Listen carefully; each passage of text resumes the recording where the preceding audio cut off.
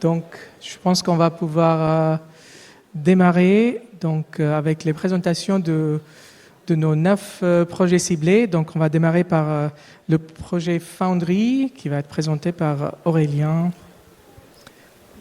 Oui, merci pour l'introduction. Donc, je ne vais pas présenter l'ensemble du projet Foundry, bien sûr. Je n'ai que 20 minutes, mais cela dit, donc je vais essayer de m'inscrire dans ce projet-là. Ce projet, il vise à donner des bases fondamentales, donc théoriques, à une IA de confiance, à une IA maîtrisée. Et l'angle sous lequel je le prends, moi, consiste à dire que, voilà, souvent, trop souvent peut-être, quand on fait de l'IA, on optimise un critère moyen. Et ce critère moyen, ça peut être quelque chose de dangereux à optimiser. On peut s'intéresser à d'autres mesures de risque. Et donc, qu'est-ce qui se passe quand on cherche à optimiser d'autres mesures de risque que la moyenne ? Et le cadre dans lequel j'ai regardé cette question, moi, c'est le cadre des processus de décision markoviens. Donc voilà, en 2 mots, ce qu'on a fait dans ce travail-là, c'est délimiter quels sont les fonctionnels qu'on peut optimiser de façon relativement efficace dans les processus de décision markoviens, au-delà de la moyenne pour laquelle la théorie date un peu. Oui, c'est un travail joint avec un thésard à nous qui est Alexandre Marthe et puis Claire Vernade, Claire qui est prof associée à Tübingen pour le moment. Donc, il se base sur 2 articles, cette présentation se base sur 2 articles. Le premier qui est un NeurIPS de 2023 et le deuxième qu'on a soumis et dont on attend des nouvelles prochainement. L'apprentissage par renforcement, c'est peut-être pas la peine, vu la qualité de l'audience, de rappeler à quoi ça sert. C'est un modèle qui est très souvent utilisé pour modéliser des systèmes dynamiques aléatoires. Et donc en particulier, je vais filer un petit peu 2 exemples dans cet exposé. Le premier, c'est tout ce qui va être autour des labyrinthes. Ici, en l'occurrence, l'environnement qu'on appelle, c'est Cliff, en hommage au Cliff de Moher, donc en Irlande. Pour ceux qui y sont allés, ils comprendront. On essaye de partir d'un point et aller à un autre point, et sans tomber dans le cliff en question, donc dans le précipice. Et le problème, c'est qu'il y a énormément de vent, et donc quand on essaye d'aller à droite, on peut très bien être amené à ne pas aller à droite comme on le voudrait, parce qu'on est poussé dans une autre direction. Et du coup, il faut passer pas trop près des bords. En fait, ça dépend un petit peu de notre aversion au risque, donc ce sera pour nous un bon benchmark. Bonjour à toutes et à tous. Je vous propose de commencer cette première session de présentation scientifique de projet sur le thème de l'IA et de la frugalité. Et nous commençons avec une première présentation sur les algorithmes gloutons pour l'entraînement de réseaux de neurones, avec une application au réseau de neurones physiquement inspiré par Emmanuel Franck de l'INRIA Strasbourg.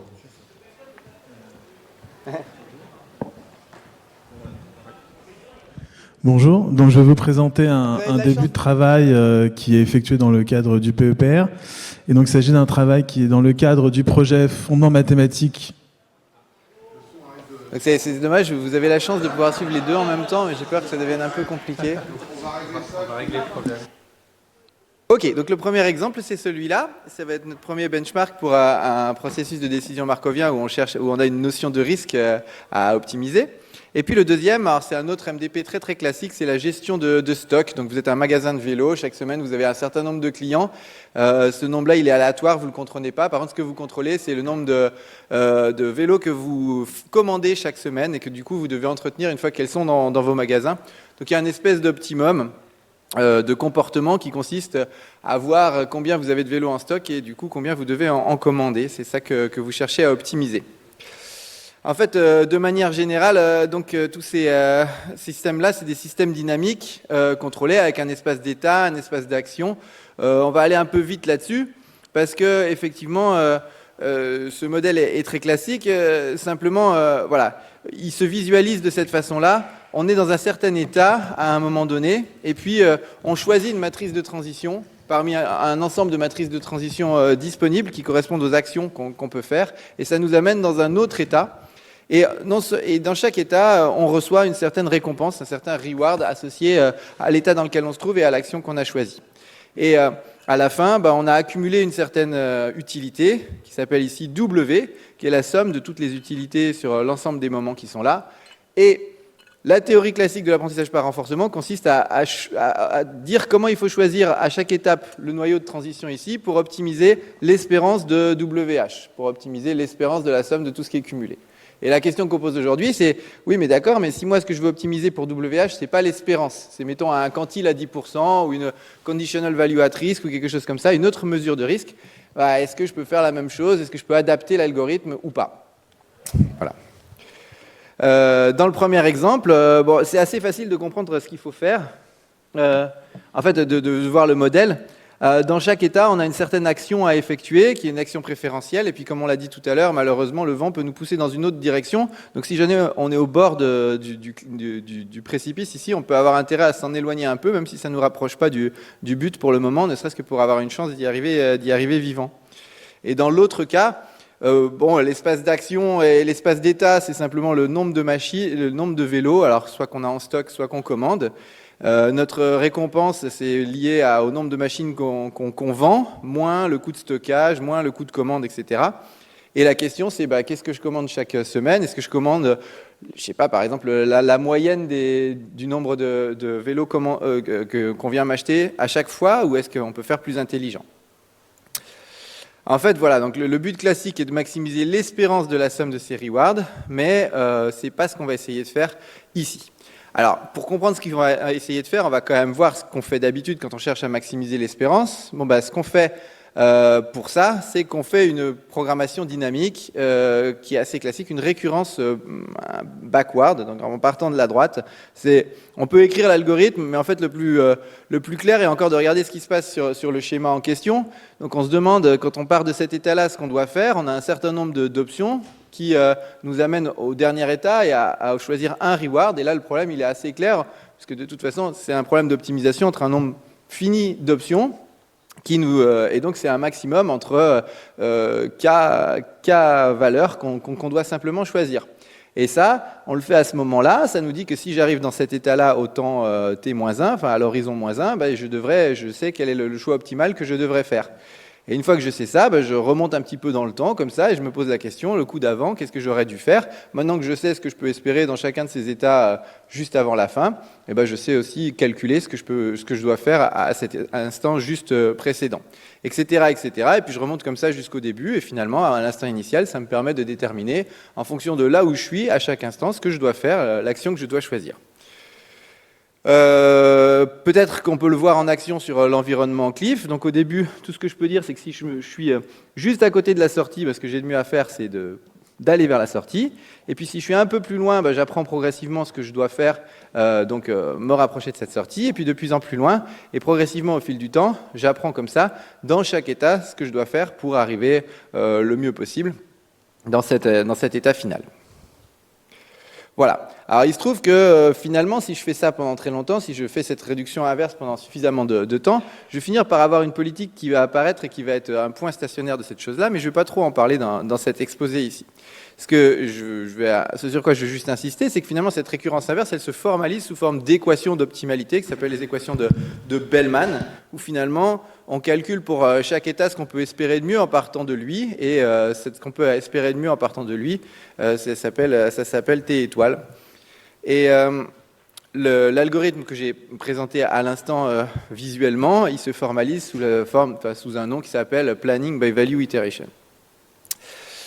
Alors c'est intéressant, mais là, tout sur quoi on a raisonné depuis le début, c'est l'espérance du reward à la fin. Et disons, depuis une dizaine d'années, les gens ont réalisé que l'espérance du reward, l'espérance de l'utilité totale, c'est pas un très bon représentatif du comportement d'une politique. Il se peut très bien que deux politiques, par exemple ici, dans le cas de mon labyrinthe, le comportement de ma récompense, il est très pas gaussien, quoi. Avec une assez grande probabilité, je finis au fond du trou là, du cliff, et sinon, je termine et j'arrive à mon horizon avec un temps qui est plus ou moins important. Et il se peut très bien que deux politiques soient comparables en termes de reward, mais très différentes en termes de risque. Et dans ce cas-là, on comprend assez bien qu'on préférera perdre un petit peu sur la moyenne, mais diminuer largement la probabilité qu'on a de finir au fond du trou. Et dans ce cas-là, ça se voit pas du tout par la théorie classique. Alors, d'autres mesures de risque peuvent être envisagées. Ce qui était connu, c'est qu'on peut faire exactement la même théorie que celle qui est classique, avec, au lieu des moyennes, ce qu'on appelle des bêta-moyennes. Une bêta-moyenne, c'est défini comme ça. On transforme un reward en exponentielle bêta fois le reward. Après, on prend la moyenne, et après, on revient avec la transformation inverse à 1 sur bêta log. Donc c'est une transformation qui, si bêta est positif, en gros, ça favorise les grandes récompenses, et si bêta est négatif, ça donne plus d'importance aux petites récompenses. En gros, on peut retenir que ce U bêta de x, si x est une gaussienne de moyenne mu de variance sigma 2, c'est mu plus sigma 2 sur 2 fois bêta. Donc c'est un quantile finalement de votre loi. Le bêta, il va paramétrer de quel quantile il s'agit. Prendre bêta égale 0, c'est prendre la moyenne habituelle, c'est être indifférent au risque. Prendre bêta positif, c'est avoir une tentation du risque, prendre un petit peu des risques pour avoir des très grands rewards, et prendre un bêta négatif, au contraire, c'est détester avoir des rewards très petits. Alors, voilà un exemple sur cette distribution-là qui correspond, on le verra, à ce qui se passe avec le problème 2, le Retail Store Management. Si vous prenez bêta égale moins 5, sa bêta moyenne, c'est cette valeur-là. Pour moins 2, c'est ça. Pour moins 0,7, pour 0,2, pour 0,05. Pour 0, donc ça c'est l'espérance de la loi, et puis après pour les bêta positifs, vous allez chercher des quantiles qui sont dans l'autre sens. Et il se trouve que les équations de Bellman qu'on a écrites tout à l'heure, elles s'écrivent exactement pareil avec les bêta moyennes. Donc tout ce qu'on faisait avec la moyenne normale, on peut aussi le faire avec cette famille d'utilités qui est beaucoup plus large, et ça ne coûte pas plus cher, et le tableau qu'on doit remplir, c'est toujours un tableau avec un seul chiffre à l'intérieur. Et ça, c'est connu depuis un petit peu longtemps. Mais en fait, on n'en fait pas grand-chose. Alors, pourquoi est-ce que ça marche avec l'espérance et pourquoi ça marche avec ces moyennes généralisées ? Quand même, quand on fait le raisonnement, il apparaît qu'on utilise beaucoup la linéarité de l'espérance et on utilise beaucoup des indépendances conditionnelles qui font qu'avec d'autres types de fonctions, par exemple, si au lieu de prendre 1 sur bêta log, 1 sur bêta log, espérance d'exponentielle, je prenais, je sais pas moi, le reward à la puissance quelque chose et puis une moyenne LP, par exemple, ça ne marcherait pas, le raisonnement ne passerait pas. Donc on peut se demander s'il y a quelque chose de très particulier à ces valeurs-là ou pas vraiment, quoi. Et depuis quelques années, les gens se sont rendus compte que dans notre récurrence inverse, là, dans notre backward induction, au lieu de faire passer juste un chiffre à chaque fois qui est représentatif juste de la moyenne de ce qu'on peut récupérer, on peut transmettre toute la distribution des rewards. Et à condition d'avoir une représentation intelligente des distributions, on peut faire une récurrence inverse, non seulement sur l'espérance, mais sur l'ensemble de la distribution. Et ça, du coup, c'est assez tentant. On peut voir ce que ça donne déjà sur le Retail Store Management. Pour une politique donnée, on voit comment évolue au fil des itérations. Donc là, on en est à 5, 6, 7, 8, 9 itérations. Alors, la distribution des rewards possibles.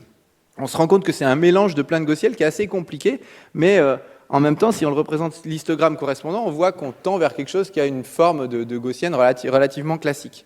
Donc peut-être le représenter par des gaussiennes, c'est pas complètement idiot. Et donc, si cette approche-là vous intéresse, il y a un livre qui fait un petit peu référence sur le domaine, celui de Belmar, Dabney et Roland. Et en gros, ce qu'on écrivait avec les équations classiques pour l'espérance, on peut l'écrire aussi avec l'ensemble des distributions. Ce coup-là, on a un opérateur toujours, mais qui porte sur des distributions, quoi. Donc, qui est un petit peu plus compliqué. Surtout à manipuler informatiquement, mais conceptuellement, c'est exactement la même chose et on peut faire les mêmes étapes d'optimisation que précédemment. On a le même algorithme d'itération sur les valeurs. Et la question qui est tentante, du coup, c'est de se dire à chaque instant, et si au lieu de choisir l'action qui, dans l'état où je suis, m'assure l'espérance du meilleur reward de le coup prochain, je choisis une autre mesure de risque de ce reward qui arrive derrière. Et si je fais donc mon itération sur les valeurs brutalement avec ma distribution, est-ce que ça va bien optimiser quelque chose ? Et la réponse, c'est que si on essaye d'optimiser des quantiles comme ça, on n'y arrive pas du tout, ça marche absolument pas. Je peux vous montrer les simulations, mais en gros, si j'applique cet algorithme-là sur l'environnement Cliff, la personne n'arrive jamais jusqu'à la sortie, quel que soit le quantile que je lui donne. Et donc, on s'est demandé pour quelle forme de fonctionnel cet algorithme fonctionne, c'est-à-dire utiliser l'induction backward sur les distributions, ça va nous optimiser le critère qu'on cherche à optimiser. Et en fait, il y a un petit raisonnement qui est assez simple, qui consiste à regarder des MDP particuliers. Et quand je regarde ces MDP particuliers, ça me donne des contraintes particulières sur la fonctionnelle phi. Donc elle doit, par exemple, être monotone, au sens où si ma mesure de risque pour nu1 est plus petite que ma mesure de risque pour nu2, alors ça doit être vrai aussi que quand je mélange nu1 et nu2 dans les mêmes proportions avec un certain nu', je dois conserver l'ordre. Ça, c'est une première propriété.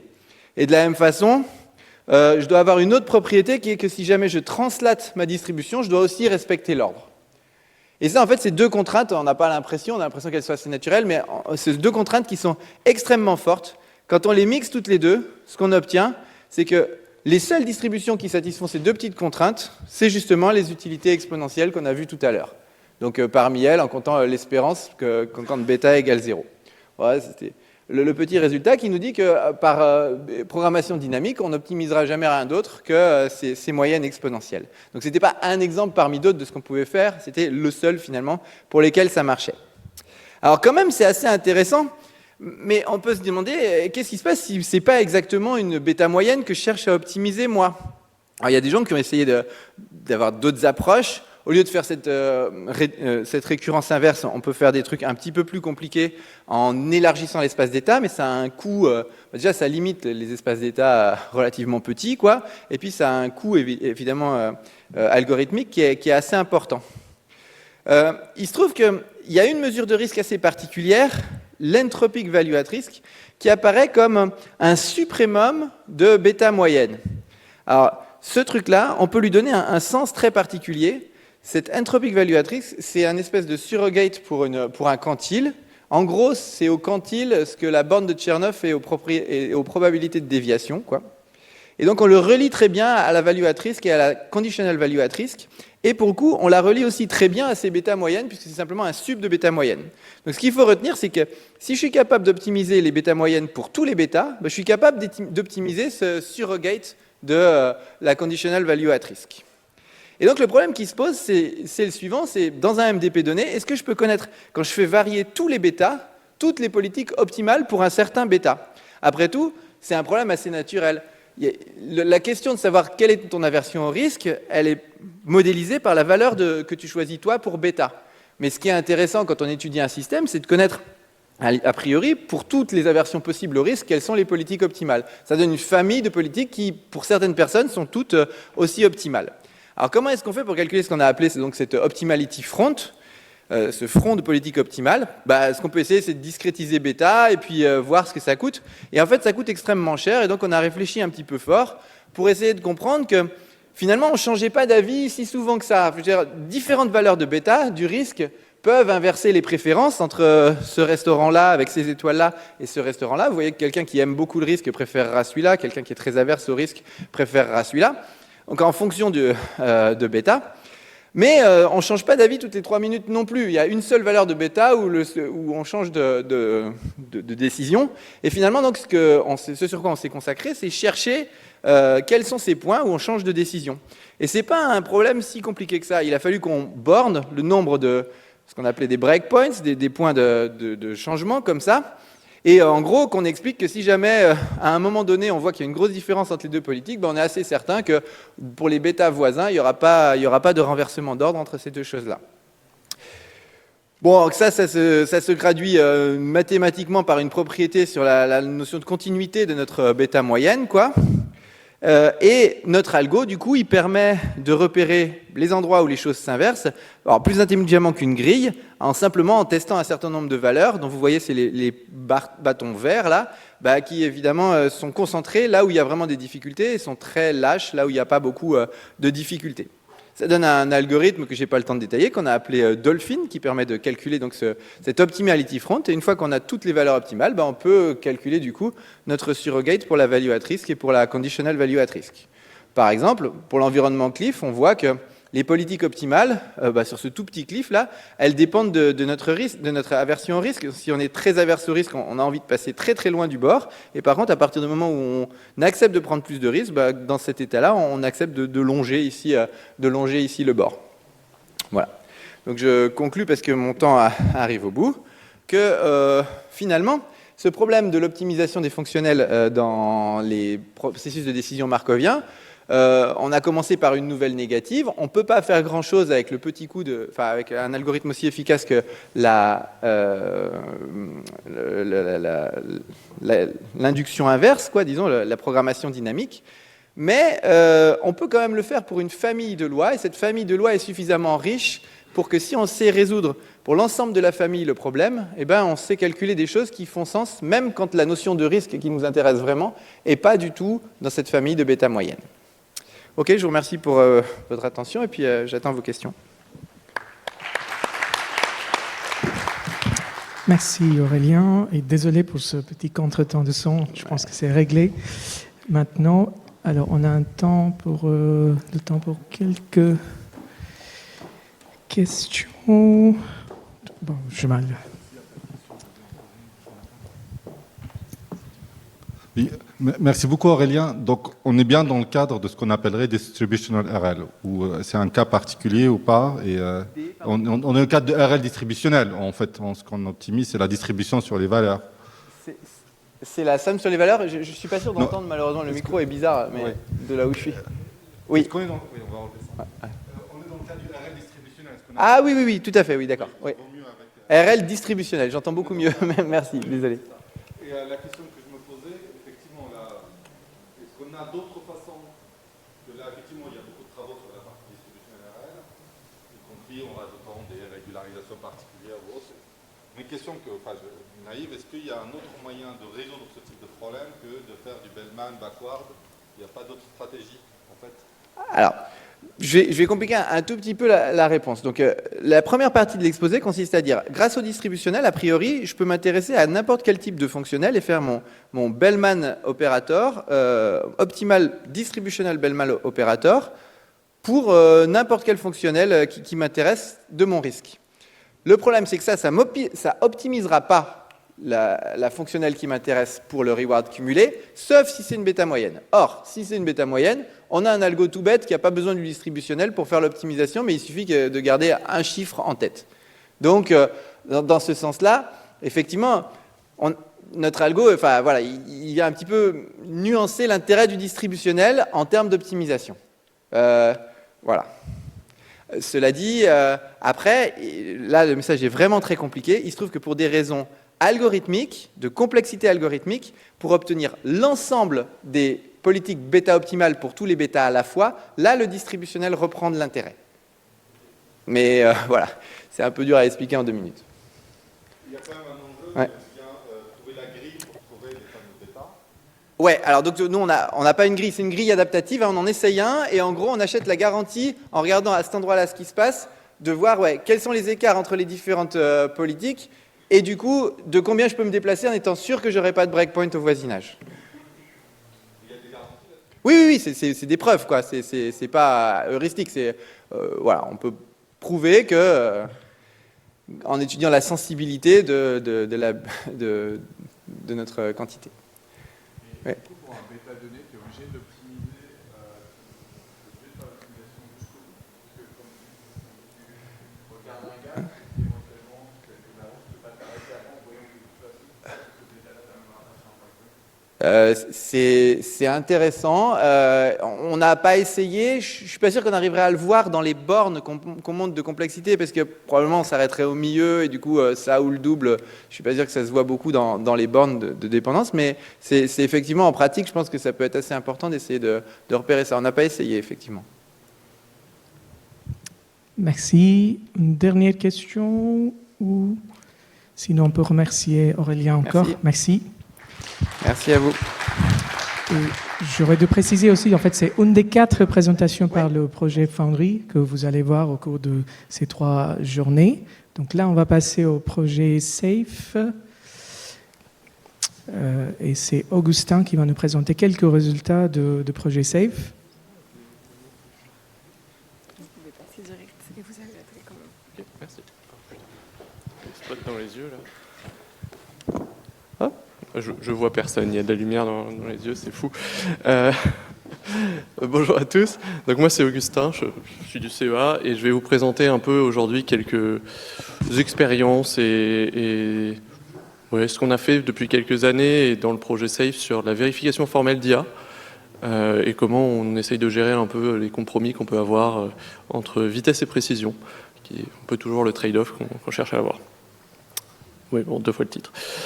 Ok, juste pour un peu de contexte et d'histoire, du coup, nous, on a commencé ces activités parce qu'il y a, en 2019 à peu près, il y a quelqu'un qui est venu nous voir et qui a dit moi j'ai un problème, j'ai une plateforme offshore accrochée au fond marin avec des grosses chaînes et j'arrive pas à dire, sans réseau de neurones, est-ce qu'il y a une chaîne qui est cassée ou pas.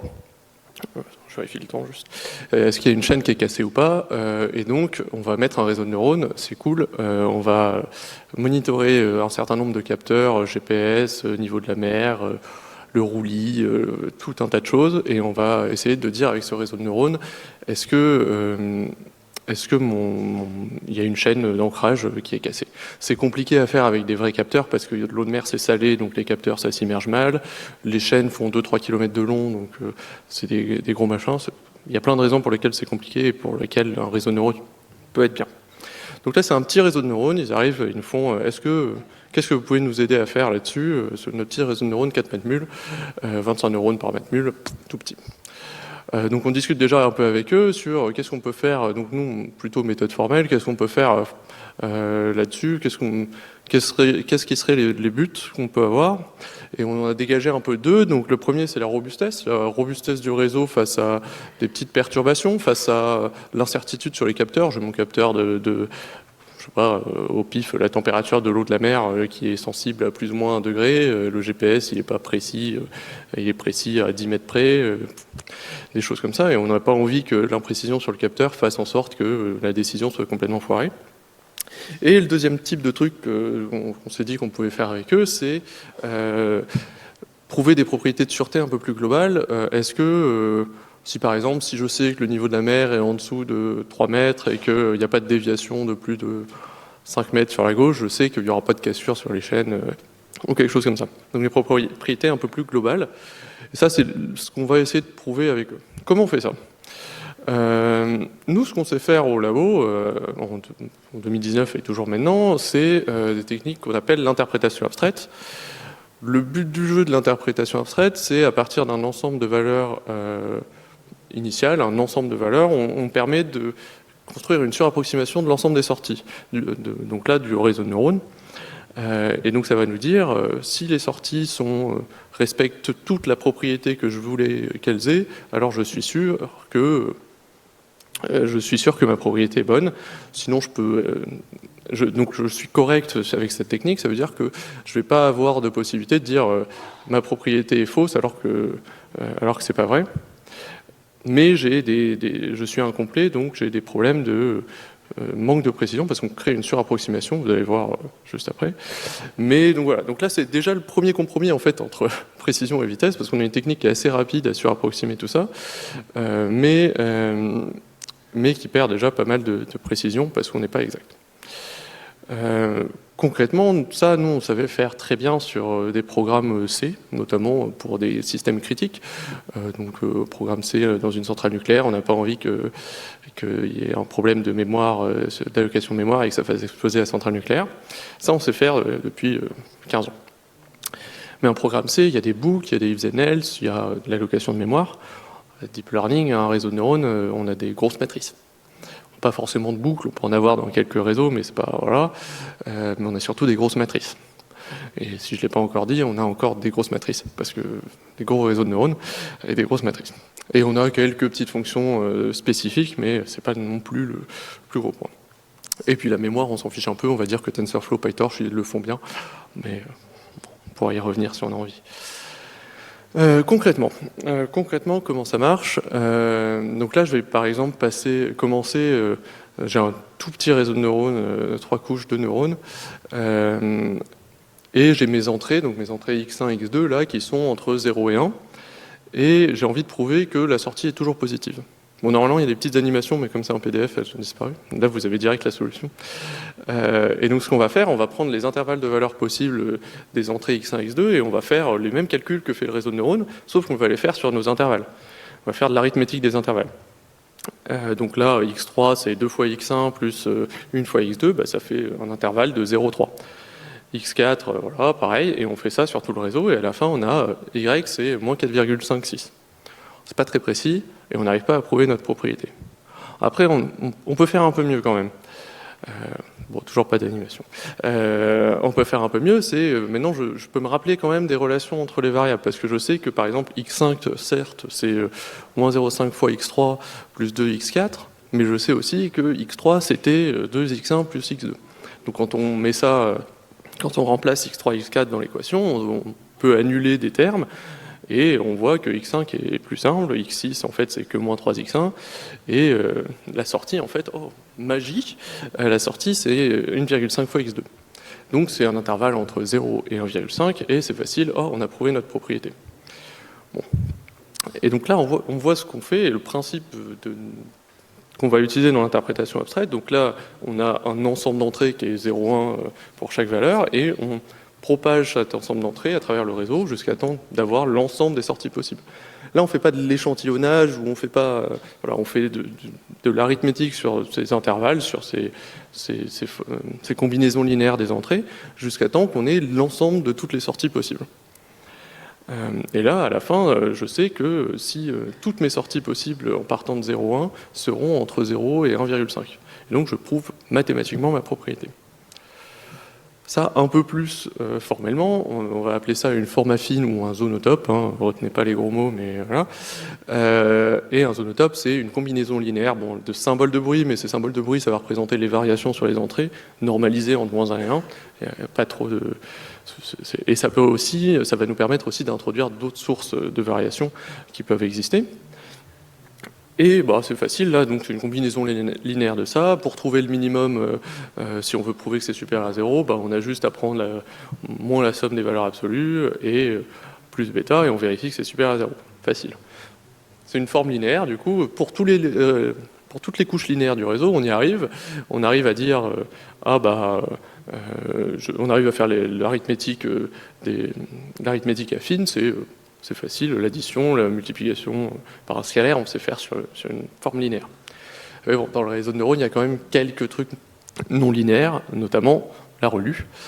La relue, c'est le max de la variable et de 0. Donc comment on fait le max d'une combinaison linéaire de alpha i, epsilon i avec 0.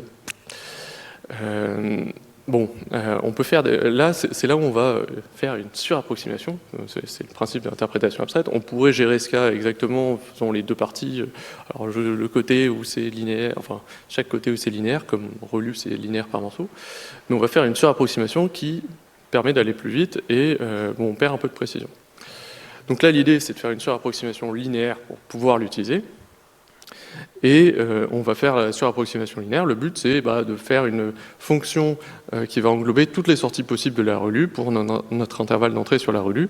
Donc là, notre intervalle d'entrée, c'est LU. On va faire ce joli parallélépipède ici, où on va dire, je prends la pente entre relue de L et relue de U, et je rajoute assez de hauteur pour que tous les points soient là. Et en fait, ça, c'est la hauteur de ce parallélépipède, c'est le symbole de bruit qu'on ajoute. En fait, on rajoute une imprécision qu'on introduit ici pour être sûr que toutes les valeurs de la relue possible sont capturées par notre fonction. Et donc maintenant, on a une fonction linéaire qui ajoute de l'imprécision et qui va pouvoir être appliquée sur notre zonotope, sur notre forme affine. Donc, c'est parfait, on sait gérer les relus, on sait gérer toutes les autres fonctions non linéaires de la même manière en faisant une surapproximation. C'est cool. Là, sur mon réseau du début, 25 neurones, ils avaient des sigmoïdes, ils avaient des relus. Maintenant, on sait gérer ça, ça marche, c'est trop cool.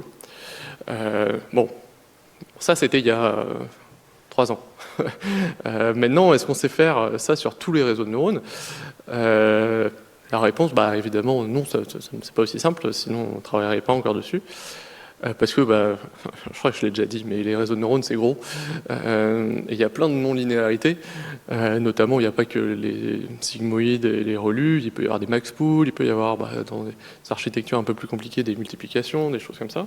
Et dans des gros réseaux, on a vite tendance à accumuler cette imprécision qu'on ajoute à chaque relu. Si je suis obligé d'ajouter un peu d'imprécision pour capturer ça, ça va aller très vite et ça va faire effet boule de neige, et à la fin, ça ne sert plus à rien de faire l'analyse. je redis, il y a des grosses matrices. Donc en plus, on a des problèmes de passage à l'échelle. Alors là, j'ai mis la petite image de CIFAR, c'est 32 par 32 pixels. Le zonotop, du coup, je garde une relation pour chaque variable d'entrée.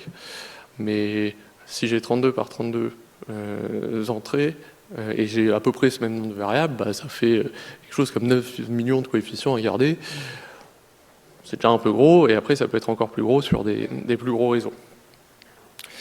Et puis bon voilà, il y a d'autres architectures, il y a un poster de mes doctorants là-bas, il faudra aller les voir et leur poser plein de questions, mais il y a de nouvelles architectures aussi qui ne sont pas juste des réseaux fully connected, des transformers, des RNN, des graph neural network, il y a plein de nouveaux trucs tout le temps, donc il faut pouvoir les gérer aussi.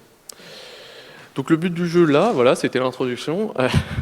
Maintenant le but du jeu c'est de présenter un peu qu'est-ce qu'on peut faire pour améliorer ça, et à chaque fois il va y avoir toujours le problème, c'est plus précis mais donc c'est plus lent, ou est-ce que c'est plus rapide mais donc c'est moins précis, c'est toujours un peu le trade-off.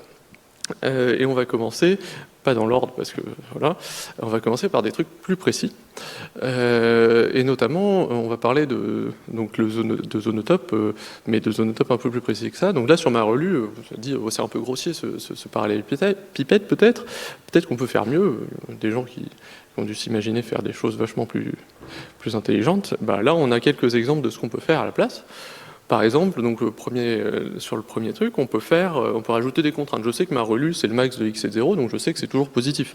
Donc je vais rajouter, je sais que la sortie de ma relue, c'est cette fonction linéaire, plus une contrainte qui me dit la sortie est toujours positive. Je sais aussi que c'est toujours supérieur à x, donc je rajoute cette autre contrainte. Mais ça, c'est la première méthode qu'on peut améliorer. Après, deuxième méthode, en fait, pourquoi je fais des trucs linéaires? Je peux faire une approximation quadratique de ma relue. Là, un polynôme de degré 2, ça peut être pas mal, c'est plus précis. Regardez, la surface là, elle a l'air plus faible que dans le premier truc. Peut-être même que je peux rajouter des contraintes. Pourquoi pas faire ça? Et troisième cas, là, je peux même faire, en fait, la relue, c'est linéaire par morceau. Je peux même y aller encore plus. Je peux faire une union de deux formes affines. Je sais que c'est linéaire à gauche, linéaire à droite. Maintenant, je dis que c'est l'union de ces deux trucs-là. Bon, j'ai mis quelques équations pour faire peur, mais dans le premier cas, on rajoute des contraintes linéaires. Dans le deuxième cas, on rajoute à notre zonotop des termes polynomiaux. Et dans le dernier cas, on rajoute une union, enfin on rajoute des symboles binaires qui peuvent valoir moins 1 ou 1, et en fait ça représente cette union entre la partie gauche et la partie droite qu'on intègre directement dans notre zonotop. Donc chacun d'entre eux, donc c'est bien tous ces domaines-là, mais chacun va avoir des avantages et des inconvénients, parce que sinon c'est pas drôle.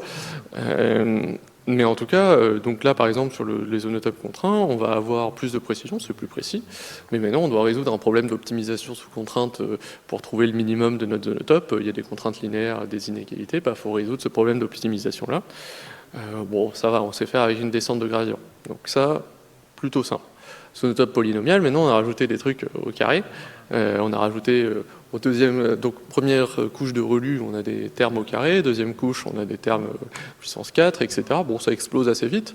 Et puis à la fin, résoudre un polynôme multivarié de degré 8, c'est marrant, mais c'est pas du tout très rapide.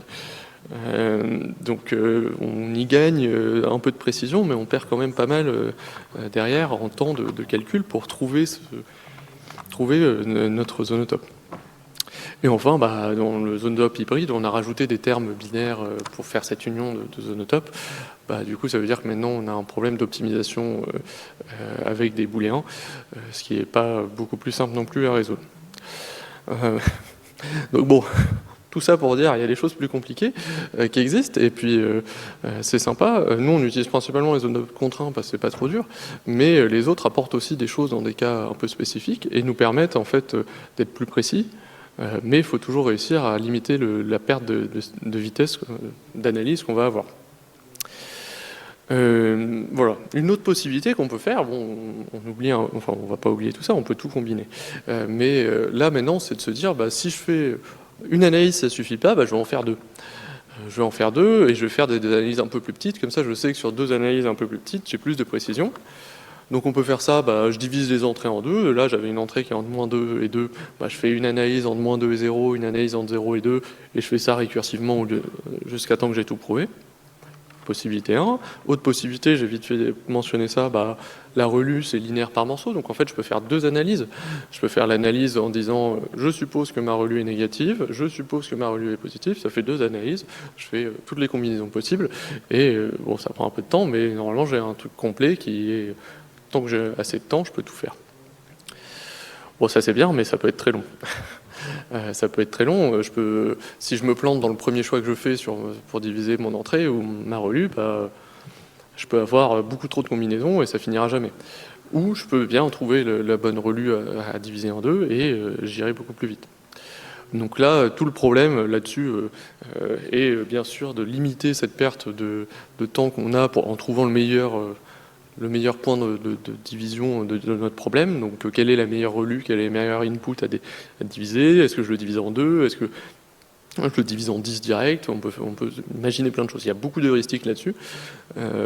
C'est intéressant, mais il n'y a pas de réponse parfaite. Mais ça, c'est des techniques, surtout sur les relues, qui vont beaucoup aider sur tout ce qui est gros réseau de neurones, parce qu'on va pouvoir diviser l'espace assez efficacement en coupant une relue en 2. Donc ça, c'était une méthode pour améliorer la précision de nos techniques. Il y a une méthode un peu plus naïve, on va dire, c'est juste aller plus vite. Aller plus vite, je mets tout sur GPU, ça va plus vite, c'est cool. GPU, on peut perdre un peu de précision, mais on peut déjà paralléliser pas mal de choses. Et les zonotopes, je disais 9 millions de coefficients. Si je mets 9 millions de coefficients sur ma GPU, ça passe assez bien. Ça passe beaucoup mieux en tout cas que sur CPU. On peut aussi faire du multiprocessing, mais aussi on peut faire des choses délibérément, on peut perdre un peu de précision pour essayer d'aller plus vite. Donc là, j'ai parlé un peu de tous ces symboles de bruit qu'on a introduits. Peut-être qu'en fait, ils servent à rien. J'en ai introduit 18 à la couche numéro 1 de mon réseau, maintenant je suis couche 150 de mon réseau. Est-ce que ces 18 symboles de bruit ils servent encore, ou est-ce que je peux juste dire je les mets dans un terme un peu poubelle, et puis ils sont toujours là parce que je dois être correct, voilà, mais on les ignore un peu, on n'a plus besoin de retenir autant d'infos. Là, on va perdre un peu de précision, mais on va être plus rapide parce qu'on va perdre on va avoir moins de calculs à faire tout bêtement parce qu'on aura moins de symboles de bruit. Donc là, c'est vraiment juste être plus rapide en perdant un peu de précision ou juste en GPU. Regarde le temps. Parce que, dernier point, c'est maintenant mes techniques. Bon, j'ai amélioré tant que je pouvais, j'ai fait mes compromis entre vitesse et précision, mais en fait, ça ne suffit toujours pas. Qu'est-ce que je peux faire? Je peux réentraîner mon réseau. Parce qu'en fait, peut-être que, enfin pas peut-être, il y a des méthodes qui permettent de réentraîner le réseau de neurones de façon, on va dire, robuste, en introduisant une loss qui est basée sur tout ce que j'ai présenté de l'arithmétique des intervalles, et qui va permettre du coup de d'entraîner un réseau qui est beaucoup plus, on va dire, fait pour être vérifié derrière. Bien sûr, il y a toujours potentiellement une perte d'accuracy, mais le réseau sera plus robuste. Donc le schéma, c'est un peu comme l'entraînement adverse, mais au lieu de faire de l'échantillonnage, on fait l'entraînement avec des intervalles. Et du coup, on sera plus robuste, notamment aux attaques adverses, on sera plus rapide à vérifier. Ça marche sur toutes les architectures, mais ça prendra un peu plus longtemps à entraîner et on peut perdre un peu d'accuracy. On a des très bons résultats quand même sur des cas d'usage, notamment un cas d'usage avec Renault, donc c'est bien. Mais bon, j'ai peut-être oublié quelque chose dans tout ça. Les nombres flottants, non? Je ne sais pas si ça parle à des gens, les nombres flottants. Ah oui, j'avais dit au début, les zonotopes, ils ont des coefficients dans les réels. C'est bien les réels, mais les ordinateurs, ça fait pas trop des réels. Bon, on va se débrouiller, on va dire, tous mes coefficients, en fait, je vais supposer que c'est des nombres flottants en les arrondissant avec, je change le mode d'arrondi de mon ordinateur et je dis, pour chaque coefficient, je fais un calcul vers un arrondi vers moins l'infini, un arrondi vers plus l'infini. Bon, ça fait 2 fois plus de calculs. Mais au moins, mes calculs, ils sont tous corrects par rapport au réel et donc j'ai une vérification qui est correcte. Peut-être oublier autre chose. Les nombres flottants, en fait, le réseau de neurones, c'est des nombres flottants aussi, non? Parce que là, j'ai supposé depuis le début que j'avais des jolis réels partout, mais le réseau de neurones lui-même, c'est que des flottants. Et toutes les opérations flottantes, genre même les additions, une addition en 2 nombres flottants, c'est pas exact. Et ça, c'est un problème, parce que chaque addition qu'on va faire dans un réseau de neurones, du coup, va introduire un nouveau symbole de bruit. Déjà, j'en ajoutais à chaque relue. Maintenant, le nombre d'additions qu'il y a dans un réseau de neurones. beaucoup. Personne ne me contredira là-dessus. Et du coup, si j'ajoute un symbole de bruit pour chaque addition dans le réseau neurone, je vais avoir un peu de mal à passer à l'échelle. Là-dessus, c'est toujours des trucs qu'on essaye de regarder, hein, là, c'est plus une ouverture, mais un des trucs qu'on regarde notamment, du coup peut-être avec un autre PEPR, c'est les réseaux quantifiés. Les réseaux, on met des entiers à la place, parce qu'on sait que les entiers, il n'y a pas de problème sur les additions et il n'y a pas d'erreur flottante. Bon, à voir. En tout cas, pour résumer un petit peu, on utilise l'interprétation abstraite pour avoir des garanties correctes et une surapproximation de la sortie d'un réseau de neurones qui permet de nous prouver des propriétés. Il y a plein de méthodes que j'ai présentées très vite fait, hein, faudra, si vous voulez plus de détails, on peut en parler. Plein de méthodes qui peuvent améliorer la précision, qui peuvent être beaucoup plus lentes, donc qui peuvent rendre tout ça plus lent, mais qui peuvent donc ça améliore la précision. C'est toujours un trade-off. En fait, l'IA de manière générale est un trade-off. Donc bon, c'est à voir. Et le point général, les nombres flottants, ça reste compliqué. Donc on peut, faudrait que je vois avec la salle d'à côté, mais bon, pour l'IA frugale, on peut faire des réseaux qu'en entier, ça serait bien. Ça aiderait aussi sur la vérification et peut-être sur la confiance. Voilà.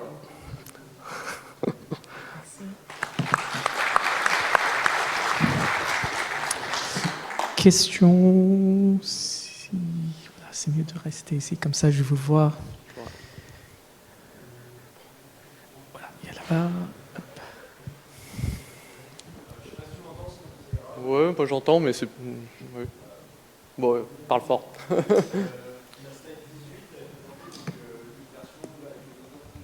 Ouais.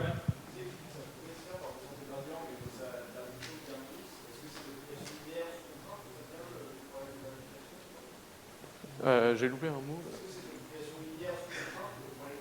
Oui. En fait, il y a toute la partie déjà trouver le zonotope, enfin calculer le zonotope jusqu'à un certain point, et après, oui, c'est une optimisation linéaire sous contrainte, des contraintes linéaires pareilles à résoudre. Et donc, si, c'est on optime.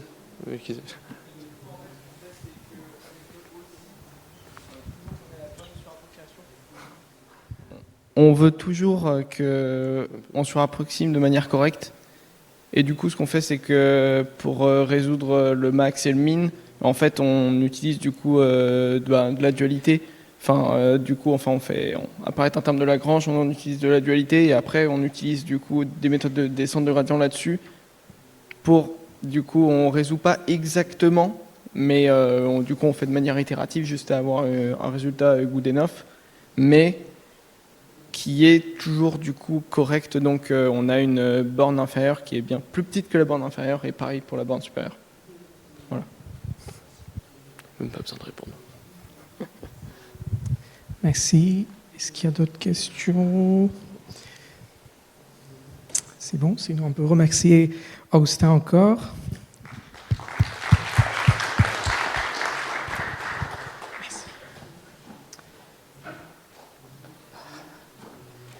Ensuite, on va passer au projet causalité.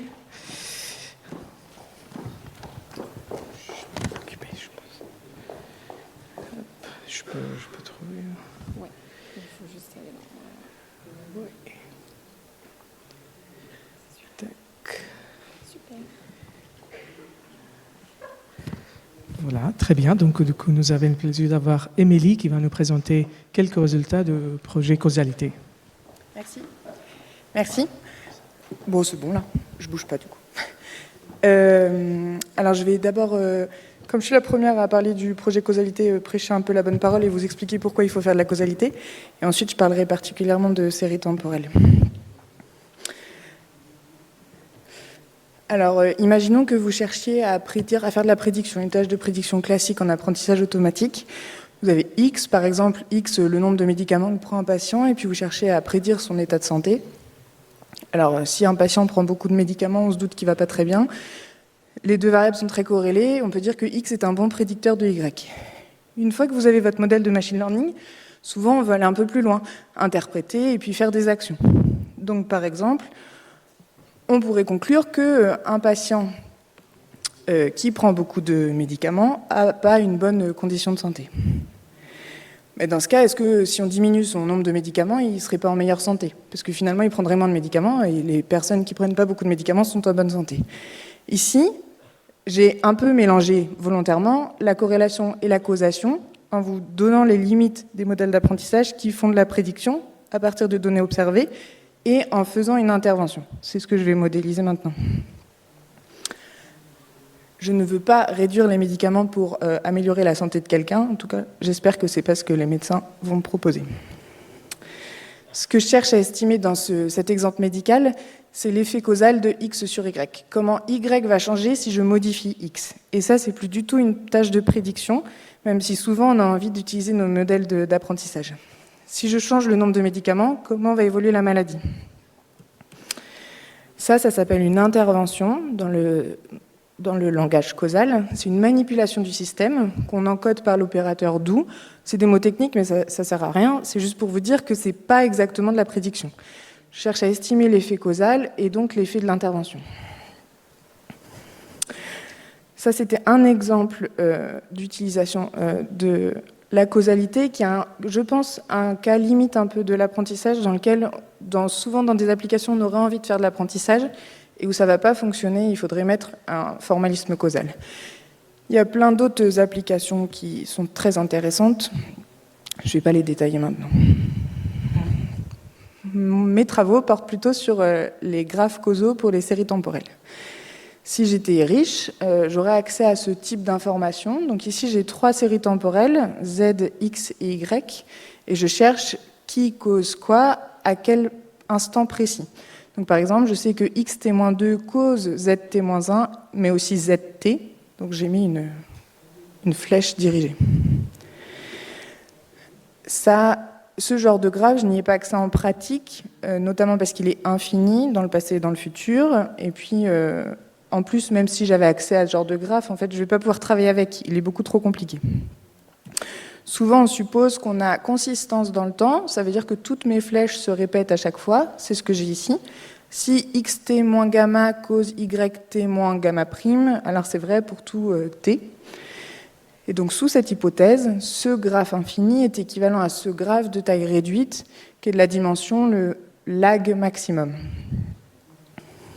Ce graphe, on peut l'estimer. On a des répétitions, en fait, je peux faire des fenêtres glissantes. Et donc ça, je suis capable, d'un point de vue statistique, de l'obtenir.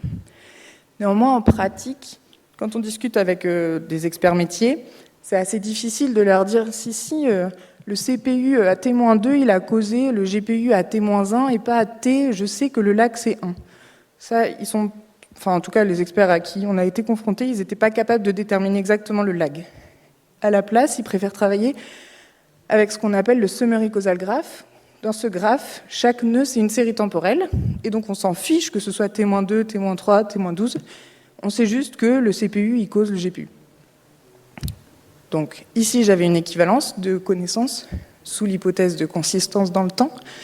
Ici, je perds beaucoup d'informations. À la fois, je suis contente parce que c'est de l'information trop précise, mais en même temps, ce que je cache, c'est notamment que je vais faire apparaître des cycles dans ce graphe. Or, la théorie classique de causalité, notamment la théorie de Pearl, elle fonctionne très bien sur les graphes dirigés acycliques, mais je ne peux pas appliquer les outils classiques sur les summary causal graph.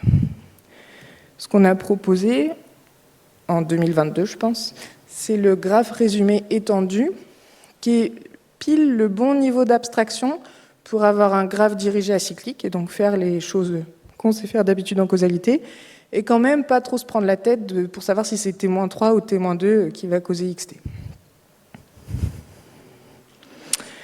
Alors ça, c'est l'objet principal avec lequel je vais travailler, le graphe causal. Maintenant, on a 2 étapes principales. La découverte causale, j'ai mes données et je cherche à inférer le graphe. Et le raisonnement causal, je veux travailler dessus. Je commence par la découverte causale et par un petit problème. En fait, c'est hyper compliqué la découverte causale. Donc voici un exemple. Ça, c'est mes données. Ces données, elles peuvent être générées. Donc c'est des données bivariées. Elles peuvent être générées par un modèle X cause Y. Les mêmes données peuvent être générées par Y cause X, par une cause commune cachée, par une cause commune et un lien direct dans l'autre sens. En fait, il y a un gros problème d'identifiabilité. Ces données, juste si je regarde les données, je ne peux pas dire le modèle causal qui a donné cette génération. Alors, j'ai pris le cas critique, bivarié et gaussien.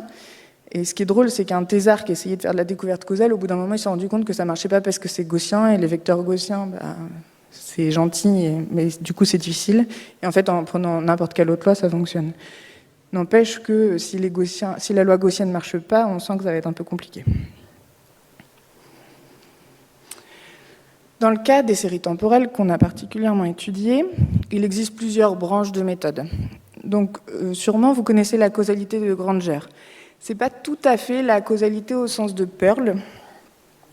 Granger avait défini comme étant donc, une variable Granger cause une autre si elle va servir à améliorer la prédiction. Donc il y a un peu la causalité, mais il y a aussi beaucoup la prédiction, le machine learning, les outils classiques. Ça veut dire que, en pratique, son graphe sera sûrement plus gros, il y aura beaucoup de corrélations, pas que des causations. Après, il y a les méthodes classiques. Donc, constraint-based, c'est type PC pour ceux qui connaissent. Noise-based, c'est type modèle additif. Et score-based, c'est avec des scores type vraisemblance. Toutes ces méthodes existaient dans le cadre IID, et puis elles ont été étendues avec le temps au cas des séries temporelles. Je ne vais pas vous présenter une méthode, mais j'ai plutôt voulu résumer un peu où on en est dans la littérature. Alors, Granger-based, ça fonctionne bien si on a un objectif de prédiction, mais il faut garder en tête que ce n'est pas de la causalité de Pearl. Quand on infère le graph window, celui avec les lags, il faut prendre en compte dans les tests d'indépendance, si on fait du constraint-based, que c'est des séries temporelles. Il faut prendre en compte le passé, parce que les séries temporelles, souvent c'est un processus évolutif, et donc il faut prendre en compte l'évolution par rapport au temps. Et puis, on a un problème souvent de robustesse par rapport aux time lags, même si on est capable de l'estimer, suivant l'échantillon qu'on a, on n'a pas trop de confiance sur cette précision. A contrario, les summary causal graphs, celui où chaque nœud c'est une série temporelle, on a tellement résumé qu'on est bien robuste, mais par contre, on a créé des cycles, et les méthodes classiques, elles ne supportent pas les cycles. Donc, il y a beaucoup de méthodes d'inférence, de découverte causale sur les séries temporelles qui proposent de découvrir un graphe acyclique pour le graphe résumé. Donc il faut se méfier sur les hypothèses qui sont faites sur les méthodes. Maintenant, je vais passer au raisonnement causal. Donc c'est le fait d'estimer l'effet causal, ce que je vous ai motivé au début, proba de Y sachant d'où X. Alors premièrement, est-ce que c'est vraiment différent du conditionnement ? Donc je suppose que j'ai une population avec des personnes avec des t-shirts verts, des t-shirts gris, des t-shirts violets, et puis certaines personnes ont un chapeau et d'autres n'en ont pas. Si je regarde la probabilité d'avoir un chapeau, sachant que j'ai un t-shirt gris, je regarde la sous-population parmi ma population qui a un t-shirt gris, et parmi ceux-là, je compte ceux qui ont un chapeau. Ok, donc la proba c'est 1. Si je fais une intervention, eh ben, je suis très généreuse et j'offre un t-shirt gris à tout le monde a un t-shirt gris, et maintenant, est-ce que ça a changé le fait d'avoir un chapeau ou non ? Bon, mon exemple est un peu stupide, mais vous imaginez si je voulais faire une intervention et savoir l'effet d'une chimiothérapie sur un traitement, il faudrait que je demande à tous mes patients de suivre une chimiothérapie. Je ne peux pas le faire. Ça a des limites de coût et puis même des limites éthiques. Donc il existe 2 grandes familles pour estimer l'effet causal. Soit ce qu'on appelle les RCT, Randomized Controlled Trials. On est capable de faire des expérimentations. On sait que la loi à laquelle on va avoir accès, c'est Y sachant d'où X. Donc on va créer un échantillon de Y sachant d'où X. Donc je vais offrir un t-shirt gris à tout le monde. Et puis quand ce n'est pas faisable pour des raisons éthiques, par exemple, on essaye de se débrouiller autrement. Donc on a accès à nos échantillons, à nos observations. Disons qu'on a aussi accès à notre graphe causal. Et on va essayer de réécrire cette proba interventionnelle qu'avec des associations, qu'avec des Y et des X, plus de doux pour pouvoir l'estimer. C'est un problème qu'on appelle l'identifiabilité. Alors, je reprends un exemple un peu standard. J'ai 3 variables. X, le nombre de médicaments que prend un patient. Y, son état de santé, et puis Z, son état de santé au début de l'étude. Donc Y va être un peu le futur de Z. Bon, je peux définir ce qu'on appelle le Structural Causal Model comme ça. C'est l'ensemble des équations qui régissent mon modèle causal. Et en fait, je peux résumer cette information dans ce graphe causal.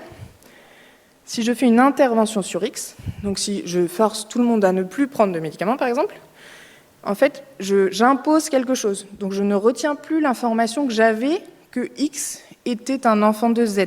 Ici, Z était un parent de X, mais en fait, comme je force la valeur de X, je m'en fiche de ses parents. Donc, manuellement, dans le graphe, qu'est-ce qui va se passer? On va couper la flèche, les parents de la variable sur laquelle on intervient.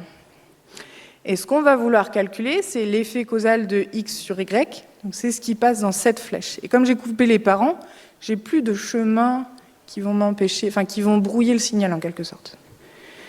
Sauf que j'ai accès qu'à des données ici. Et je vais estimer quelque chose ici.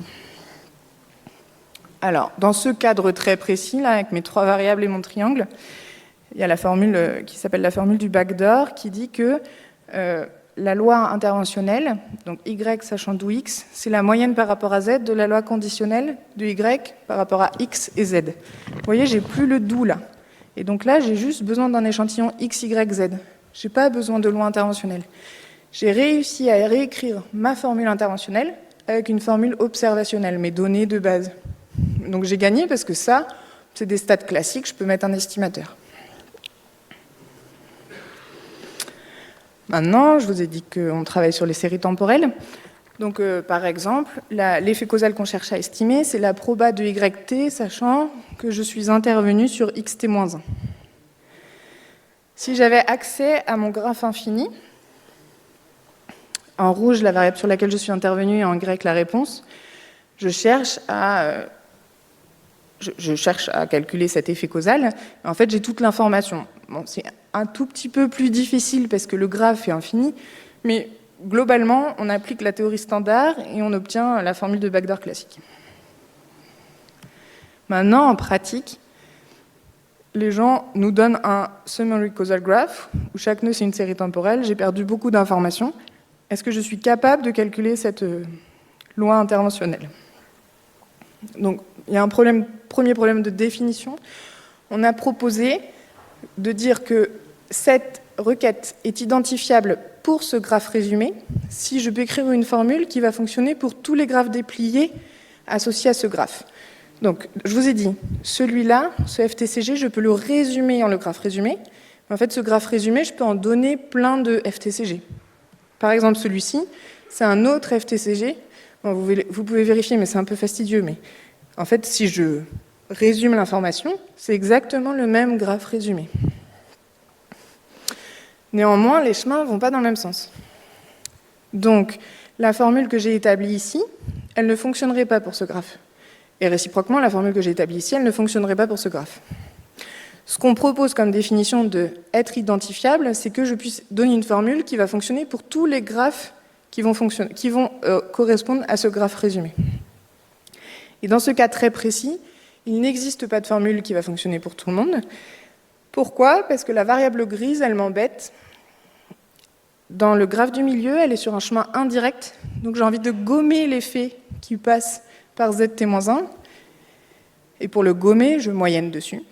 Alors que dans le deuxième cas, il y a un chemin direct qui passe par ZT-1, et donc cette information, elle m'intéresse. Elle fait partie de l'effet causal de XT-1 sur YT. Donc je ne veux pas conditionner par ZT-1. Je demande à une formule de une fois conditionner, une fois ne surtout pas conditionner, c'est pas possible. Donc, ce graphe causal résumé, pour cet effet causal, n'est pas identifiable. La conclusion, c'est que les experts n'ont pas assez d'informations s'ils me donnent ce graphe résumé pour pouvoir estimer cet effet causal à partir de données observationnelles. La bonne nouvelle, c'est qu'on avait introduit le graphe résumé étendu, qui rendait le modèle acyclique, et on a montré que l'effet causal est toujours identifiable, pour n'importe quel gamma, dans le graphe résumé étendu. Et la clé, c'est vraiment juste cette histoire de cycle. À partir du moment où il y a un cycle, je vais pouvoir construire des exemples qui vont m'embêter. On a obtenu un théorème assez générique, donc qui nous dit des conditions nécessaires et suffisantes pour que l'effet causal soit identifiable. Je vous passe les détails, mais en gros, c'est que les cycles soient placés au bon endroit. Et puis, la formule du backdoor, qui était celle que je vous avais présentée dans le cas du triangle, elle est un peu spécifique, donc on a étendu au cadre de l'ajustement, et pour ça, on n'arrivait plus à avoir un critère graphique. Donc on a donné une condition qui reste graphique, mais qu'on ne peut pas lire directement sur le graphe. Donc il fallait détailler tous les graphes potentiels de la classe d'équivalence. Ça, d'un point de vue énumération, ce n'était pas possible, c'est trop gros, cette classe d'équivalence elle est trop grosse. Donc on a aussi proposé un algorithme pseudo-linéaire qui répond si l'effet causal est identifiable ou non par ajustement commun. Il manque un mot ici. Et donc c'est pour vous montrer la complexité.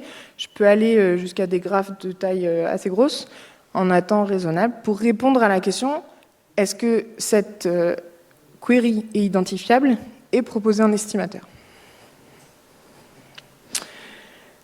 J'ai d'abord une conclusion, mais je n'ai pas fini.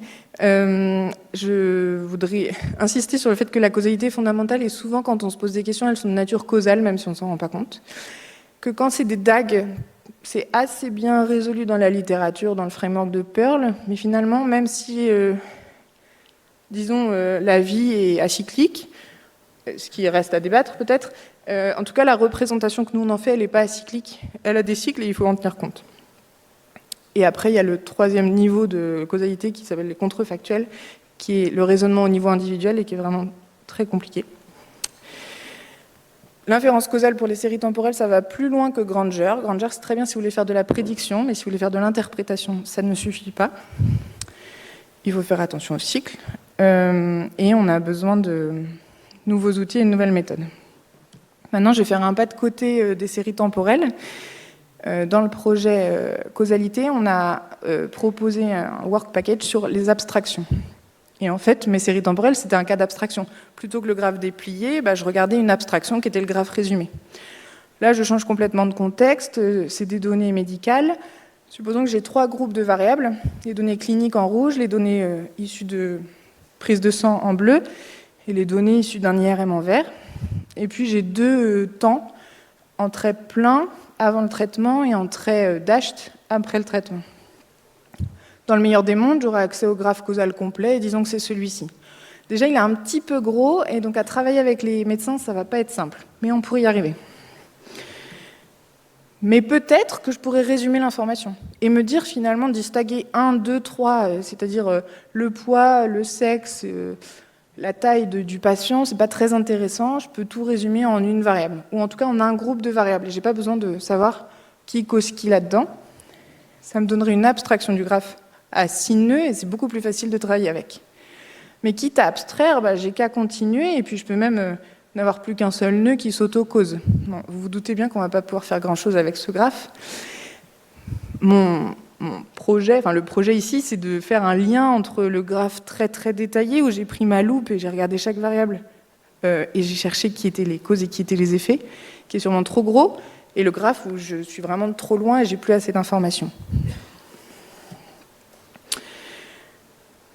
Les séries temporelles, c'est un exemple typique de ce niveau d'abstraction. Est-ce qu'on veut le window causal graph à gauche, le summary causal graph pas tout à fait à droite, mais disons ici, ou le Extended Summary Causal Graph, où j'ai juste mergé le passé, qui me donnera un graphe acyclique au milieu. Il y a un autre résultat dans la littérature qui parle de cluster DAGs. On fait des clusters de variables, mais il suppose que tout est acyclique. Donc je pense que le framework est intéressant, mais ils sont placés dans un cadre très simplifié. Est-ce que si on connaît le niveau d'abstraction qu'on veut, on est capable de faire de la découverte causale? Je crois que c'est pour l'instant encore une question ouverte. Et est-ce qu'on peut faire du raisonnement causal? C'est aussi une question ouverte, et c'est le sujet de la thèse de Clément Ivernès, qui est financée notamment par le PEPR. Et après, si on vise à plus long terme, est-ce que si les médecins arrivent avec ces données, et ils me posent une question explicite, je veux calculer l'effet de cette variable sur cette variable, je suis capable de leur dire, ok, il faut travailler avec ce graphe causal, de tel niveau, et voilà la formule qui m'intéresse. Voilà. Merci pour votre attention.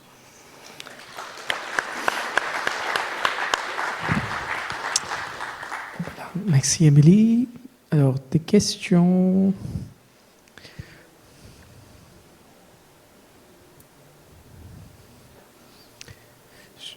peux peut-être commencer par une. Je pense que tu avais présenté la taille maximale de graphe, c'était quoi? C'était à peu près 100 000 nœuds, je ne me rappelle plus. Oui, mais on peut aller jusqu'à gros. D'accord. Donc je me demandais, c'est assez.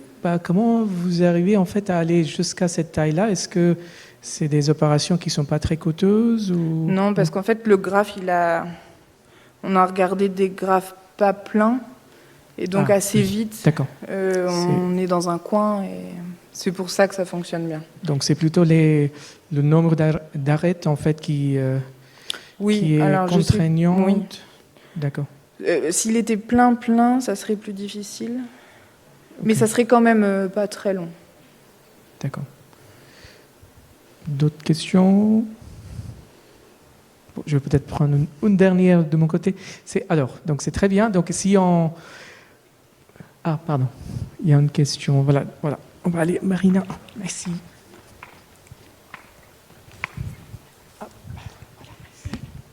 Merci pour la présentation. C'est une question sûrement très naïve, mais je me demandais comment est-ce qu'on sait que les résultats, qu'on sait que deux choses sont causales, comment est-ce qu'on le vérifie?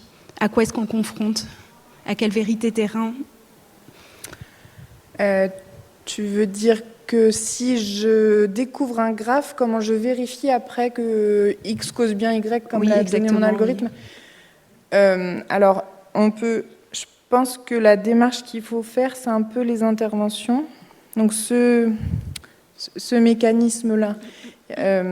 En médecine, notamment, en fait, ils réfléchissent par intervention. Et donc, s'ils voient une flèche, par exemple, de X cause Y, ils se disent, si je fixe la valeur de X, le modèle va encore couler pour Y, mais si je fixe la valeur de Y, je casse le lien entre X et Y. Et donc, eux, c'est vraiment la façon de penser qu'ils ont. Donc, derrière, ils refont des expérimentations pour valider qu'il y a bien une causalité et pas une corrélation? Alors, si on était riche, on ferait ces données, oui. Mais sans aller jusqu'à créer les données, envisager les processus, oui. Merci. Merci. Alors, d'autres questions? En fait, pour reprendre un petit peu le point de Marina, du coup, il n'y a pas de base de données, par exemple, qu'on peut exploiter? En fait, quelle est la taille de base de données qui existe déjà? Ah oui, c'est une bonne question. Alors, il y a un jeu de données classique qui est Pairwise. Et après, nous, par exemple, dans une des thèses, on avait proposé un jeu de données IT Monitoring, mais ça va jusqu'à 15 nœuds. Les experts, ils ont du mal, enfin en tout cas ceux avec lesquels nous on a travaillé, ils ont du mal à aller au-delà. Oui, je comprends. Merci. Donc, pas d'autres questions, donc on peut... J'ai une question. Ah, il y a une question, ok, allez. Oui, donc vous avez parlé de l'abstraction de graphes. Donc, est-ce qu'il y a une métrique qui peut mesurer la perte d'information si je passe de la graphe complète à jusqu'à la graphe la plus abstracte? Oui, c'est un très bon point. Je ne sais pas parce que c'est un projet de recherche, mais je note. Merci.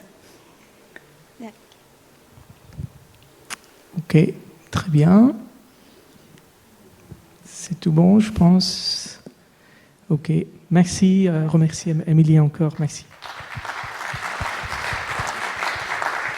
Alors, maintenant, on va passer à une présentation de pitch. Un pitch outil qui va être présenté par Julien de projet SAFE.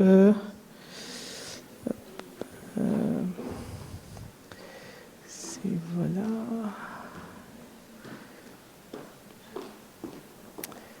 Super. Alors je ne sais pas qui est cette personne, mais ce n'est pas moi. Ah. La photo, alors je sais pas, ça ressemble à un camarade de promo d'il y a 10 ans quand j'étais à l'école polytechnique, mais certes. Désolé, donc je ne sais pas, il y a un problème. Bon. C'est pas grave. Du coup, je me demande un petit peu comment c'est arrivé. Donc, bonjour à toutes et à tous, merci d'être présents. Je vais vous parler de Quasar, donc une plateforme pour la caractérisation de l'intelligence artificielle, la sûreté et la robustesse des IA. La même slide, mais en un peu moins jolie. Donc j'ai 7 minutes, il me semble, suivi de 3 minutes de questions, donc je vais tâcher d'aller un peu vite et de vous présenter la subscientifique moelle. Donc, En ce qui concerne la vérification formelle d'IA, j'ai l'avantage de passer derrière Augustin qui vous a déjà tout expliqué. Quand on veut parler de robustesse face aux exemples adverses, par exemple, donc on a cette image qui est un petit peu classique dans la littérature. On a une image de panda, on rajoute un bruit qui va dans la bonne direction parce qu'on a réussi à calculer le gradient dans la bonne direction, et on obtient un changement de prédiction. Et donc ça, en fait, c'est quelque chose qu'on est capable de vérifier formellement. Donc une vérification formelle, qu'est-ce qu'il faut? Déjà, il faut un programme à vérifier, ici un réseau de neurones, et il faut une spécification de robustesse locale.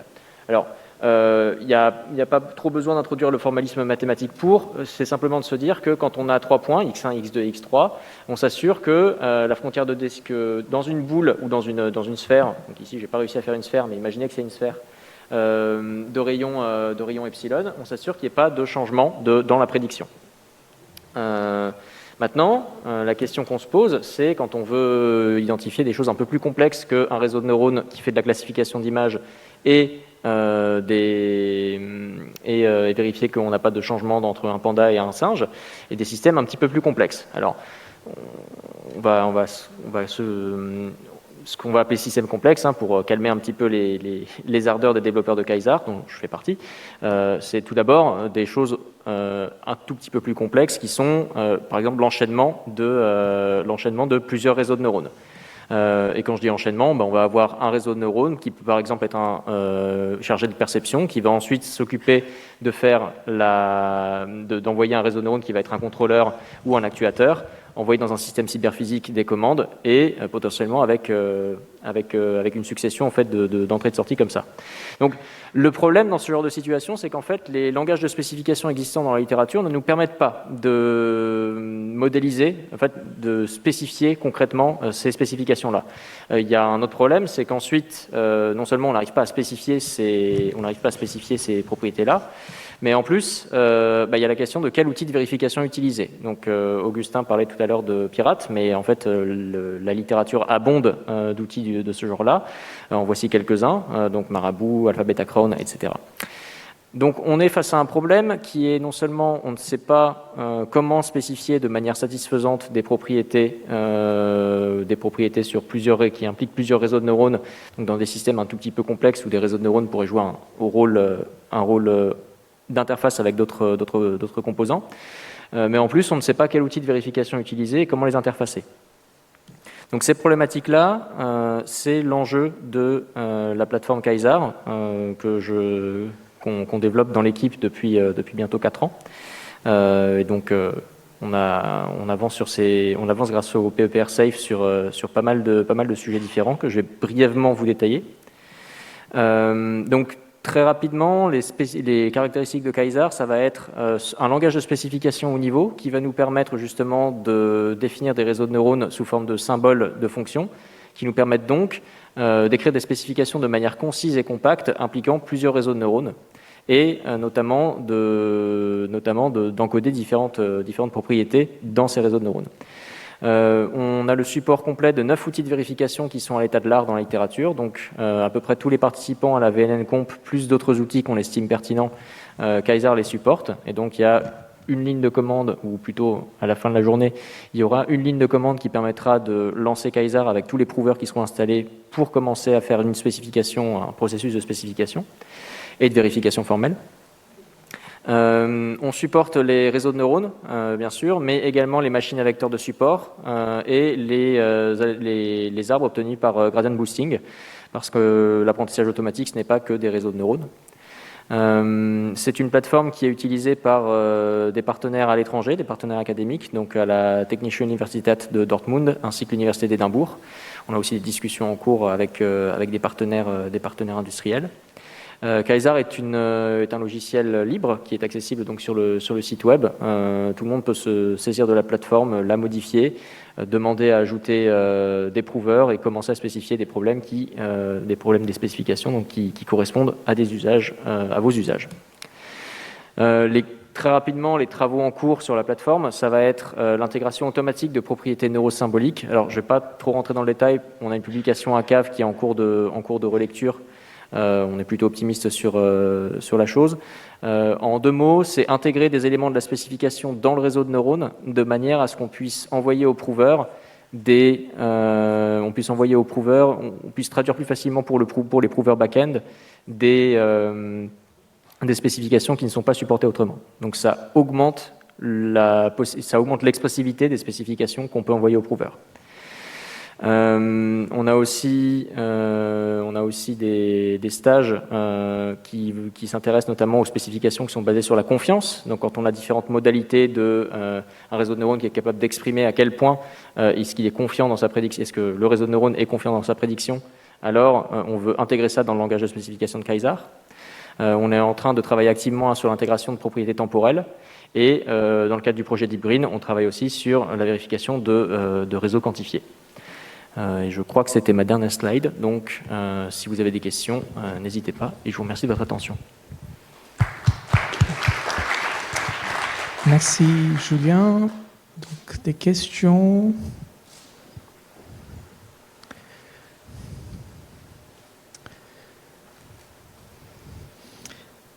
Peut-être je pense que tu as mentionné les réseaux de neurones, peut-être raté le détail en fait. On parle de quelle taille de réseau de neurones? Est-ce que c'est des réseaux de neurones convolutionnels, j'imagine? Et à peu près quelle taille qu'on peut traiter? Alors, en fait, la limitation qu'on va avoir dans Kaysar, il n'y a aucune limitation built-in dans Kaysar sur la taille des réseaux de neurones qu'on peut spécifier ou qu'on peut embarquer, parce que en back-end, Kaysar va utiliser un standard de représentation qui s'appelle ONNX, qui lui permet d'encoder à peu près tous les réseaux de neurones qu'on pourrait raisonnablement imaginer. La limitation principale, elle va venir du côté des prouvers. C'est-à-dire que si on est capable d'encoder une spécification dans Kaysar qui implique plusieurs réseaux de neurones, si jamais il s'avère qu'on a des réseaux de neurones qui font exploser les prouvers, en fait, Kaysar ne pourra donner aucune réponse que les prouvers ne peuvent donner. Donc il y a un enjeu intéressant sur potentiellement faire de la subdivision ou de la transformation sur des réseaux de neurones, sur par exemple essayer de les découper en plus petits, ou au contraire de s'assurer que parfois on peut peut-être mutualiser en fait certains graphes de flow de contrôle pour s'assurer d'avoir quelque chose de plus facile à vérifier côté prouvers. Et du coup, j'imagine que ça serait pareil avec d'autres architectures comme des transformers. Est-ce qu'il y aurait des mêmes limitations ou ça va dépendre beaucoup, je pense, justement de comment est-ce que le standard ONNX évolue. Notamment parce que l'un des soucis principaux qu'on va avoir, c'est quelle propriété en fait est-ce qu'on cherche à vérifier sur des architectures transformers. Donc l'exemple typique, ça va être des LLM. Qu'est-ce que ça veut dire qu'un LLM qui est robuste face aux exemples adverses? On a donc des doctorants qui travaillent sur Sacha Kuo qui travaille sur ces questions-là. Qu'est-ce que ça veut dire que spécifier des propriétés en fait sur des espaces discrets avec des tokens? Et donc ça, c'est une question qui est activement recherchée. D'accord. Super, merci. Est-ce qu'il y a d'autres questions? Voilà. Michel. Une question ignorante. Quel type de propriété ne serait pas sympathique pour un prouveur? Est-ce qu'il y a des limites aux propriétés qu'on peut demander à un prouveur de traiter? Merci pour cette question. Alors, pour l'instant, les prouveurs aiment bien avoir des propriétés qui se représentent comme des polyèdres sur l'espace d'entrée et sur l'espace de sortie. C'est-à-dire que si jamais on peut aussi rajouter un petit peu de logique de premier ordre dedans, mais pas beaucoup. Par exemple, on peut faire des conjonctions, mais des disjonctions, c'est un peu plus compliqué. On est obligé d'envoyer plusieurs requêtes au prouveur pour chaque élément de la disjonction. Quand on commence à avoir des propriétés justement qui sont un peu plus élaborées, donc sur des questions de notamment intégrer, supposons qu'on veuille s'assurer qu'on va prendre le softmax d'un réseau de neurones pour voir à quel point est-ce que le réseau de neurones est confiant ou pas dans sa prédiction, et on souhaite vérifier une propriété du type tant que ton softmax est supérieur à un certain seuil, alors je ne veux pas qu'il y ait de changement de prédiction pour tout couple d'entrée. Ça, c'est une propriété qui est un tout petit peu plus élaborée dans la mesure où on ne peut pas la représenter sous la forme d'une correspondance entre polyèdre d'entrée et polyèdre de sortie. Donc ça, c'est les travaux justement qu'on poursuit sur comment est-ce qu'on essaie de se ramener justement soit à ce formalisme-là, qui est des propriétés d'atteignabilité qu'on retrouve par exemple beaucoup en théorie du contrôle. Moi, je voulais juste, c'est pas vraiment une question, c'est pour rajouter un peu de précision sur ta question justement, sur la taille des réseaux, parce que du coup, ce que je n'ai pas mentionné dans ma présentation, c'est qu'effectivement tout dont je parlais, c'était dans l'outil Pirate, qui est un des outils qui s'intègre aussi avec Quasar, et sur quelle est la taille à peu près des réseaux en fait qu'on peut traiter, ça dépend de beaucoup de choses. Ça dépend de beaucoup de choses, du nombre de non-linéarités qu'on va avoir dans le réseau. Plus j'ai une fonction non linéaire, de max pool, de fonctions d'activation bizarres et ésotériques, plus ça va être compliqué à vérifier. Donc c'est pas forcément juste la taille des entrées, la taille du réseau. Il y a beaucoup d'autres paramètres à prendre en compte. Et ça va être donc ça peut être ça. S'il y a 170 couches, ça peut être compliqué. Sur la façon de l'entraîner, effectivement, ce que j'ai présenté sur l'entraînement robuste, ça permet de vérifier des réseaux beaucoup plus gros. Après, si on veut un ordre de grandeur absolu, sur des entrées de 50 par 50 pixels, on arrive à dire des choses. Si on monte à 200 par 200, on commence à galérer. Mais avec 200 par 200, on a réussi dans le programme Confiance IA notamment à vérifier des choses parce qu'on avait entraîné un réseau robuste avant. Donc, il y a plein de paramètres qui vont jouer, il n'y a pas de réponse absolue, ça dépend beaucoup du solver. Donc Pirate, c'est limite de Pirate, là moi je parle pour Pirate, mais il y a plein d'autres, outils qui sont intégrés dans Quasar que Pirate, qui peut-être sont mieux, j'espère pas, on est 2e à la compétition internationale, comme vous avez vu ce matin. Donc bon, voilà. C'est un problème, voilà. Tout le monde a les mêmes problèmes sur les non-linéarités. Donc si vous voulez faire des réseaux de neurones plus simples, on aura plus de facilité à les vérifier. Voilà. Oui, tout à fait. C'était pas une critique, c'était juste pour poser un peu les travaux pour l'après. Donc, très bien. Est-ce qu'il y a d'autres questions, remarques? Sinon, on peut encore remercier Julien. Et puis, j'ai trouvé qu'il y avait une personne avec le même nom et prénom qui travaille aussi au CEA. Donc, d'où vient, je pense que le petit couac, désolé. Donc là, on va terminer cette session.